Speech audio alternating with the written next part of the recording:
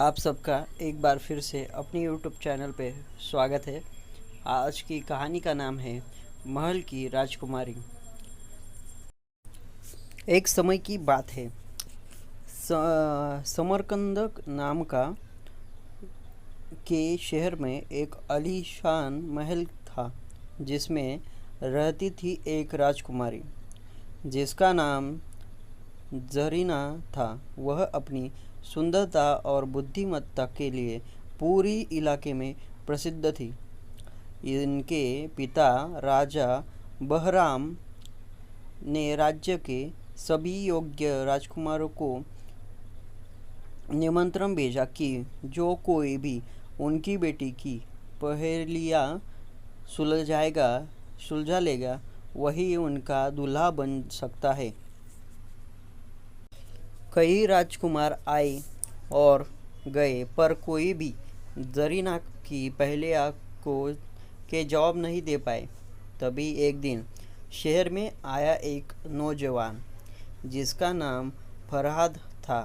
फरहाद ने सभी पहेलियों के जवाब दिए और जरीना का दिल जीत लिया। राजा बहराम ने वादे के मुताबिक शादी की घोषणा कर दी, लेकिन पहेलियों का हल करने के लिए बाद एक और मोड़ आया। जरीना की एक चाची थी जो दरअसल एक जादूगरनी थी, और उसने फरहाद को एक नई चुनौती दी। उसे एक असंभव खजाने की खोज करनी थी जो जरीना का था। जरीना का हाथ पाने के लिए सच्ची परीक्षा थी। इस खजाने की तलाश में फरहाद ने राज्य भर की यात्रा की। उसने राक्षसों से लड़ा, जादुई जीवों का सामना किया और छिपे हुए खजाने की खोज में समुद्री डाकुओं के झुंड से भी वो लड़ चुका। आखिरकार एक परी ने उसे रहस्य का हल बताया। वास्तविक खजाना तो तुम्हारी निष्ठा और प्रेम है, जो जरीना के लिए हृदय को छू लेगी।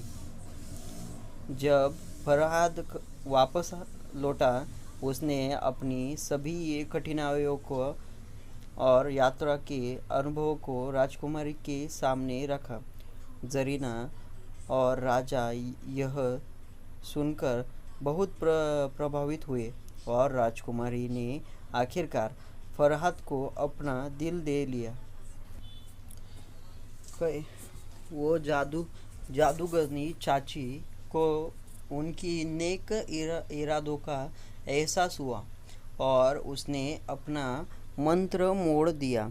राजकुमारी जरीना और फरहाद की शादी धूमधाम से हुई, और इस प्रेम कहानी को समंदर कंद का हर घर में गाया जाता है। वे हमेशा खुशी खुशी रहे, और उनके प्रेम की कहानी आज भी आलीशान महल की चमकती दीवारों में सुनाई देता है। इसलिए हमेशा प्रेम करे तो पूरे दिल से करे। प्रेम में बहुत ज़्यादा शक्तियाँ होती हैं। माँ अपने बेटों से बहुत ज़्यादा प्रेम करती है, ना किसी फल की चिंता में, ना किसी की आव में। वो अपना निस्वार्थ प्रेम अपने बच्चों पर को देती है। वैसा प्रेम अब सबने किया जाना चाहिए। इसलिए प्रेम बहुत ज़्यादा महत्वपूर्ण है। अगर आपको यह कहानी पसंद आई होगी तो सब्सक्राइब कीजिए, लाइक कीजिए, और आपके दोस्तों के साथ इस कहानी को शेयर कीजिए।